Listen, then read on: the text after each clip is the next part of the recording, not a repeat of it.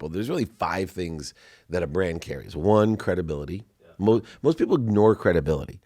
I lived my life not understanding credibility. So what does that mean? That I oversold, back-end sold, manipulated, lied, and even cheated people in my life. And I thought that was okay. What I didn't understand is I now focus on the truth, right? I enjoy the consistent, persistent pursuit of my potential. I'm striving towards the truth at all times. I'm not always there, but I'm striving for it, and I'm much more online with being credible because of it.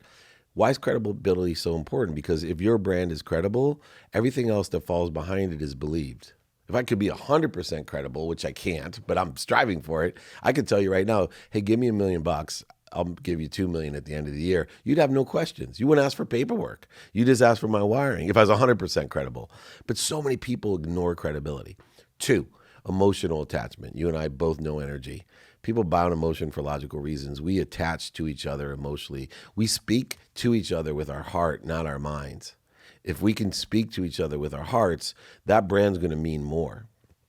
2nd, emotional attachment. 3rd is the pragmatic world of money. People ignore this as well. I don't with brand. I look and I only execute all my agreements with all my clients everywhere is month to month. 100% guaranteed on one guarantee. You will make more money than I cost.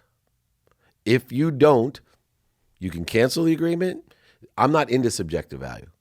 You could tell everybody, Sports One Marketing or Dave Meltzer or all the other companies I'm involved with are extraordinary. They make me feel so good. They, have built this.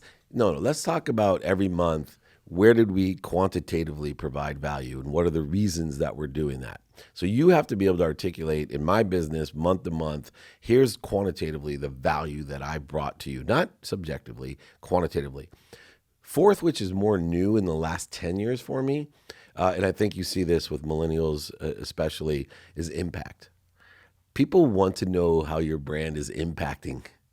It's not just making money, emotional, credible, but you need now to take it even a step further. That's why I wrote the book, Compassionate Capitalism. I wanted to teach people that you have to impact others. You have to create a happy vibration, which is my ultimate goal. And then finally, which is always first on the basic sales of, as you see these kids that work for the telephone companies and the insurance companies and all the basic sales and the MLMs out there, all they're teaching is capability selling, right? Yeah. Features and benefits, capabilities. That's last on my list, right? That makes no sense because if you are credible, you have a heart-to-heart connection and emotional attachment, you can quantify the profit and show impact.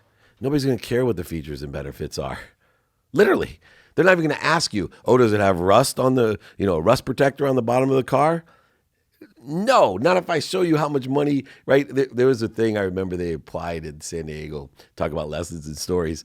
San Diego was the first county or city that had a proposal of making Mercedes-Benz the police cars. And they showed how putting the police cars in Mercedes-Benz was profitable, right? Because all the different maintenance and care and how long they lasted and how they performed. And it was a true business case. And it was credibility of Mercedes, the emotional attachment of Mercedes. It was literally a quantitative profit center to do the Mercedes and the impact it would have. When they went down it, they did not have to talk about the features and benefits of Mercedes because the credibility, emotional attachment, quantitative reasons, and impact spoke for itself.